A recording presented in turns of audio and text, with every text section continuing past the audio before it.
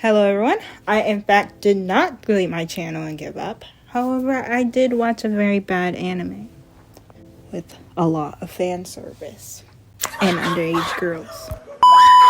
I've always been a consumer of content on the internet.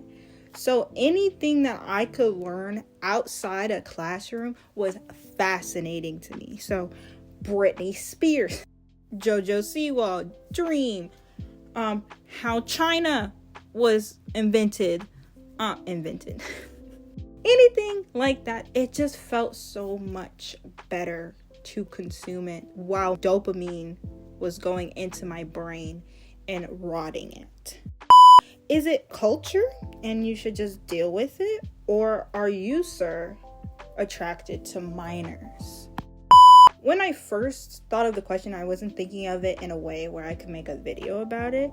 I was just thinking, I was like, why is there so much fan service? Let me ask the internet. Google is there for me to ask stupid questions and get stupid replies in return. And I was thinking I was just going to get a box answer and I was going to go about my day. But no, instead I got a r/anime Reddit thing. And somebody was asking the same question as me. And I went to the replies and everybody was shockingly upset at the person questioning it. Here's some of my favorite replies. I hope no one is taking this guy seriously. He's obviously a troll. Go home, prude. Then just don't want anime, I guess. Dang. These are the true answers that led me to, I need to make a video about this. And I've always loved video essays, so I'm making a video about it. So let's answer the question, why is there so much fan service in anime? Fan service, defined by Anime's News Network, describes it as an act of adding something with no direct relevance to the story or character development into an anime or manga for the purpose of pleasing fans. So I'm not talking about the anime that, can kind of push the plot. I'm talking about the fan service that is there for pleasing audience. This isn't a new thing. It started with Cutie Honey, created by Go Nanji. Apologize for all the names I'm gonna butcher. I love you all. And it was created in 1974. It follows an android girl named Honey Kurishar who transforms into a busty red or pink hair heroine, Cutie Honey, to fight against the assorted villains that threaten her or temporary. One of the trademarks of the character is that the transformation involves the temporary loss of all her clothing in a brief interim. This manga was one of the first ecchi mangas, which ecchi meaning kind of focuses more on the sex appeal of it rather than the story kind of thing.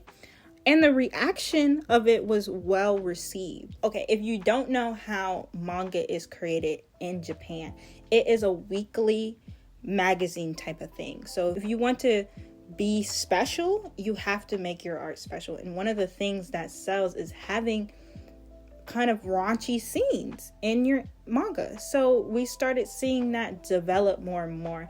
And then those, obviously anime comes from manga. So the manga that had the raunchy scenes in it developed into anime that also has raunchy scenes in it. And it's why we see so much fan service put into shows.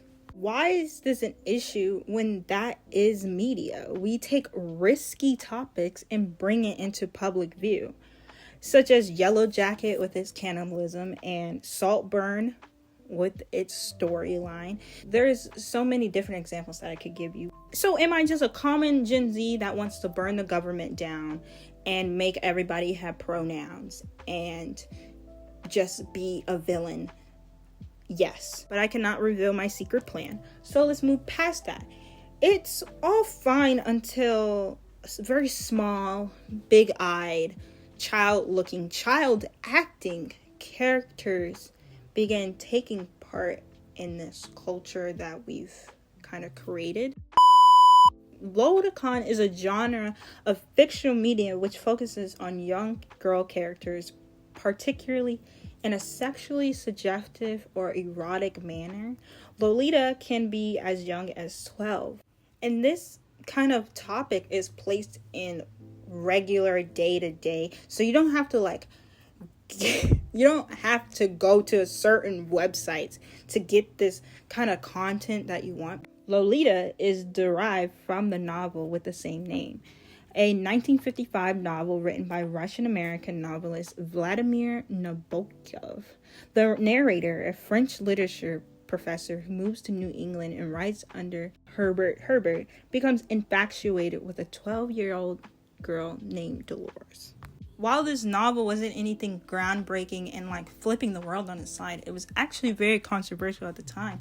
It just shows that Lolita wasn't just about 2D characters, because it was derived from a real depiction of a situation that can happen. But the first real success of kids written in this kind of weird manner is under this name. It's called Little Pretenders. And it's a photographic collection of female models of ages 15 and 16. It was not artistic, but focused on the eroticism of these girls, leading into what I like to call the Lolita boom.